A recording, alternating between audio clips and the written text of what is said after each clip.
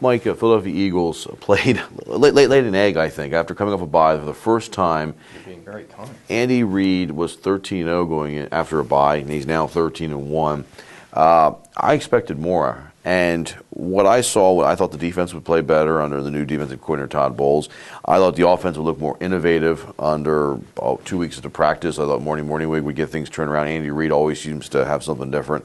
What this tells me is these players have tuned out this coaching staff. It's done. I don't think that's an unreasonable thing to say at all. I think that all the body language, all the stuff you heard. I mean, Tony Gonzalez is saying after the game that some of the guys in the Eagles he talked to said things are going to change around here quick, and that certainly seems to be the case. And I do think in pro sports that even the best coaches can be in a certain situation too long, and Andy Reid has been in this situation too long. And I mean, it doesn't make any sense to fire him in the middle of the season, but I think he's done at the end of the year. This was a disgraceful performance, and the image of this for me was Nnamdi Asomugha, who they paid an awful lot of money to come in there, and because he is supposed to be this specialist at bump and run, man-to-man coverage, and putting your hands on the guy and knocking him up,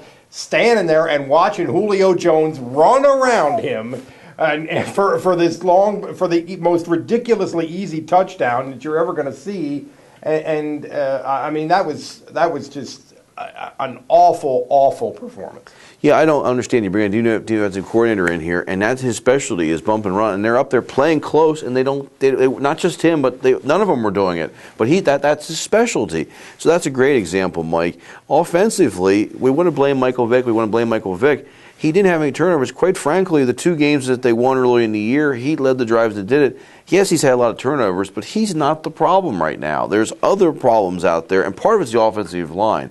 This guy can only do so much. Part of it is Andy Reid drafted a guy 2 years ago who was 26 years old, who wasn't that good of an offensive lineman, and Danny Watkins, and he's had trouble staying healthy and being on the field and being productive on the field. His decisions to make Juan Castillo the defensive coordinator are bad. The decision with some of the offensive line moves, two of the guys that they've cut because Howard Mudd was brought in here are now playing for other teams and starting. So you got to question some of these moves that are going on here. I think it is fair to judge him based on a lot of the decisions that he's made, and the big one was the Juan Castillo thing, which seemed crazy at the time, which I think by firing him he acknowledged was crazy. And he has not drafted well the last couple of years. And in fairness, I think you hit on the key to, certainly on the offensive side of the ball, is if their offensive line was healthy, it would be a lot different. I mean, they were without three of the guys who were 2011 starters, and one of them is arguably the best offensive lineman in the league, Jason Peters. And so I mean that is a big part of it on offense. Now that they're not like having turnovers by the bushel like they were early in the year, I think that really is the issue. But on the defensive side of it, I mean, Atlanta scored the first 6 times they had the ball. They couldn't stop it. So I mean, again, no matter how successful you are as a coach, I think most professional coaches reach a point where it's not working anymore, and it seems very, very evident that we're there. 2 quick points. One, they brought in Howard Mudd, supposed to be one of the best offensive line coaches. Washburn supposed to be one of the best defensive line coaches. Bobby April, when he came in, was supposed to be one of the best special teams coaches. None of those elements looked good on Sunday, which, again, if these coaches are so good, it's either the players that you've drafted and brought in here aren't very good, and some of these were good before you brought them here. I think they got too much money in there on their laurels.